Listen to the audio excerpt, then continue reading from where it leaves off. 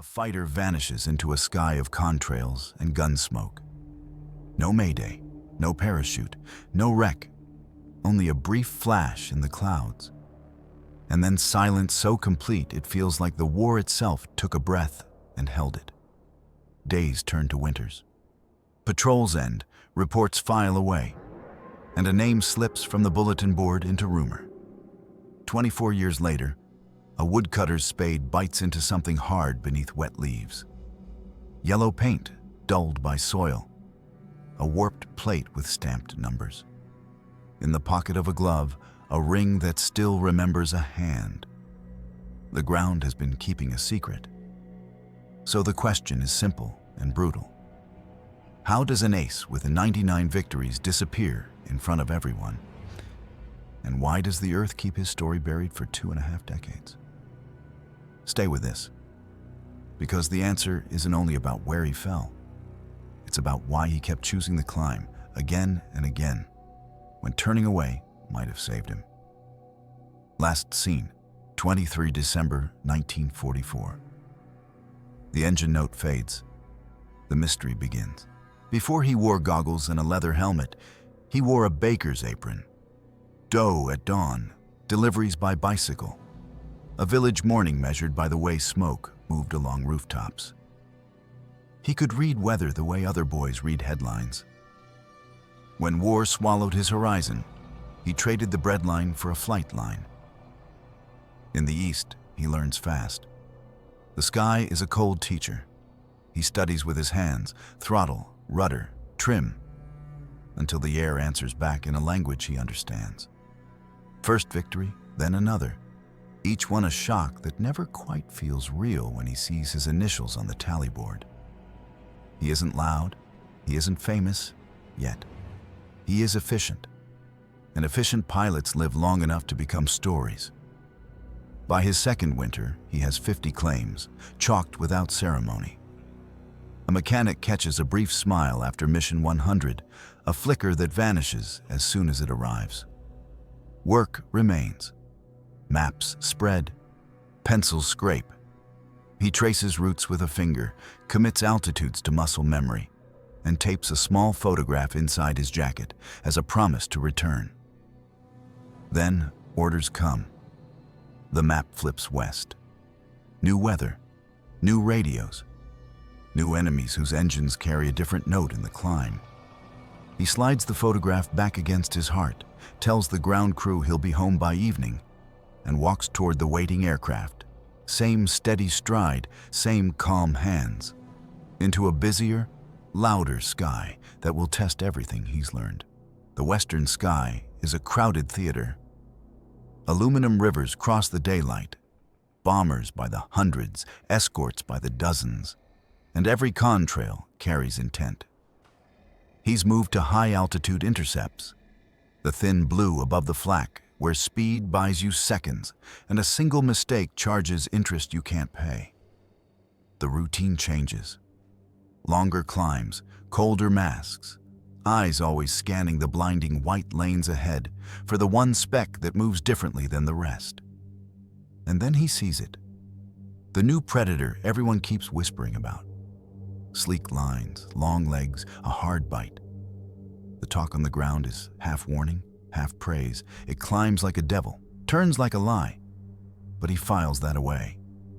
Rumors end where cannon ranges begin. Airplanes are airplanes until the first burst reaches out and decides the argument. Thunderbolts, lightnings, and now the Mustang. Each demands a different answer. The Thunderbolt can take a beating and still come on. The lightning arrives from angles nobody expects. The Mustang does something worse. It refuses to fade in the vertical where others fall away. He tests its patience, probes its habits, takes notes with his ailerons and his throttle hand. The question that keeps him honest is simple. Can a man trained for one front master another before the rules change under his wings? Out here, the answers arrive at 600 kilometers an hour. And they never come gently. The first meeting isn't dramatic until it is. Distant specks harden into airplanes, angles become intent, and someone has to move first. He takes altitude, then tips the nose, light on the stick, engine singing, timing the crossing like a boxer who slips a jab and answers on the beat. One pass, then a climbing break. He counts tracers, his, theirs, and listens to what the air says through the frame. The Mustang is no rumor now. It stays. It surges where he expects it to sag, holds energy in the climb, refuses the easy bait. He changes rhythm, shows a little wing, then vanishes into glare. He still finds a way. He leads more than seems sensible, trusting the math his hands have learned. The sun blinds his opponent for a breath, and in that breath he writes the answer in a short, ruthless burst. A flash, a white trail peeling away. The first victory of the day, sealed before either pilot can think about what almost happened. It won't be the last. And as he levels out, another question settles beside the engine note. If he can outthink the new Predator once, can he keep doing it? Long enough to reach the number that haunts every ace? 100. Summer hardens into steel-gray skies and brittle air. The escort screens thicken until the daylight looks netted with contrails. He adapts without ceremony. Climb to meet the stream, slash once, climb again, never linger. Landings are inventories. Fuel left, ammo spent, new holes in the wings counted like rings on a tree. There are days when 3 opponents fall before noon, and the ground crew whisper that luck has a face. There are nights when he studies his hands, flexing each finger as if to remind them they're still human tools and not part of the machine. He doesn't boast. He has stopped telling stories in the mess. He keeps the photograph in his jacket where the engine heat can't fade it, and a number in his head that refuses to leave. 99. The figure feels heavier than any load he's flown. One more and he crosses a line pilots speak of in whispers and museums carve into placards. He traces the map for tomorrow, notes altitudes, winds, likely rendezvous points, then closes the folder as if shutting a door in doubt. Morning will come, and with it the same climb, the same thin light, the same calculus of speed and angle. But the sky has a way of punishing goals that are too precise. And somewhere ahead of him, the century mark waits like a test designed to break the man who wants it most. 23 December 1944. Briefing is a blur. Raid inbound, heavy escorts, weather on the edge. He runs a gloved hand along the canopy rim, nods to his wingman, and lifts away as the airfield shrinks into a pale patchwork. Contact at 11 high. Thunderbolts dropping through the bomber stream. He pushes the nose and feels the airframe surge. One enemy flashes across the windscreen, already turning to shelter a slower friend. He commits without speaking. The first burst lands clean. Metal peels, smoke unspools, and the sky swallows a shape. 99. Then the trap. A second fighter slides down from above in a fast right-hand roll. He sees it late. The sun is wrong, glare washing the canopy, contrails scribbling lies across the blue.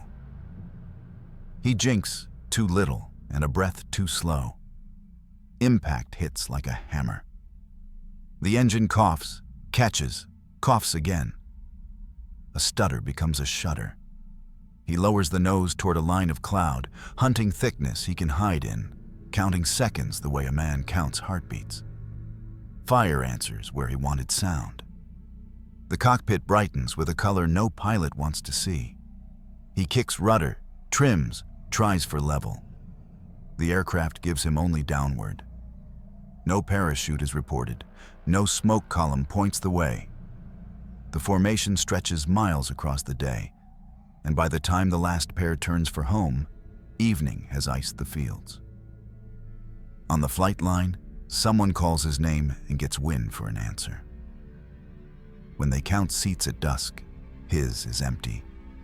And the countryside, crisscrossed with roads and farms, keeps its secret under snow. Reports fade to yellow paper and guesswork. Claims intersect with rumors. Somewhere, a colonel on the other side remembers a good day and tallies it in ink. Letters go home with words like missing and likely. And the photograph from his jacket ends up in a frame that gathers dust without complaint. Spring returns with plows and promises. But the furrows turn only soil, never aluminum. A lake is dragged on a hunch. A ravine is walked by veterans who swear they saw something scorch into it that afternoon. The war ends. Life resumes. Years pile up the way snow does, quietly, layer after layer, until people stop pointing when they talk about the past. A generation grows, moves, forgets. The map loses its red circles. The family learns to live with a blank where a date should be. And then, in a winter no different from the last, a man goes to cut firewood on a wooded slope and feels his spade strike metal where there should only be roots. The shovel tells the truth before anyone does. Yellow paint under wet leaves, curved plexiglass pressed into soil like frozen waves. For 24 years, the forest has been growing over a cockpit. Word spreads. A few officials arrive, then a museum volunteer with hands that shake in the cold, and a soldier whose father once flew the same kind of machine. They speak softly, as if a loud voice could break something already fragile. The digging is careful, a slow circle of earth and silence. The first thing they lift is a gauge face filmed with mud.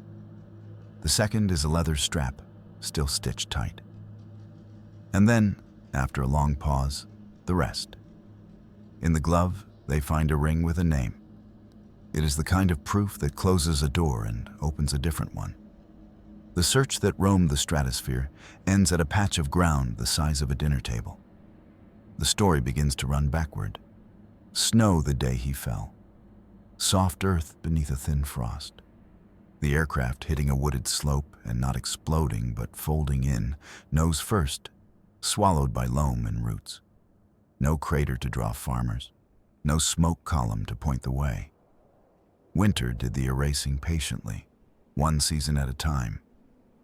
They raise the canopy frame, heavier than it looks with water and soil. Someone steps away to wipe his eyes. The pieces are tagged and wrapped. The hill is quiet again. After 2 decades and more, the ace is finally going home. By road, not by sky. Fragments become meaning. A fold of parachute silk that never bloomed. A throttle lever polished by a right hand that learned every quiver of the engine. A cracked gun sight that still frames the world in a circle. Each piece says something simple and sharp. Duty is a habit. Risk is a companion. The line between skill and fate is thinner than breath. Numbers tempted him. 50, 73, 99. But the last number shouldn't own his name. Remember instead the quiet choices. Stepping toward the aircraft when the odds bent the wrong way, trusting training over fear, flying because others were below him and needed the sky held for a few more minutes. Remember also the people who refused to let the silence win. The volunteer with shaking hands, the soldier whose father flew, the neighbors who came to dig and to witness. Decades later, they spoke his name out loud again, and the wind seemed to carry it farther than the old reports ever did. At last, the record books close the line, marked missing. A grave receives a nameplate. A family receives a certainty. And we, standing in front of glass, receive a quiet instruction. Courage isn't a tally. It's a decision repeated in the dark. Sometimes history hides a man, so we remember how to look for him. If stories like this keep your eyes on the horizon, subscribe. So when the past whispers again, you'll be there to hear it.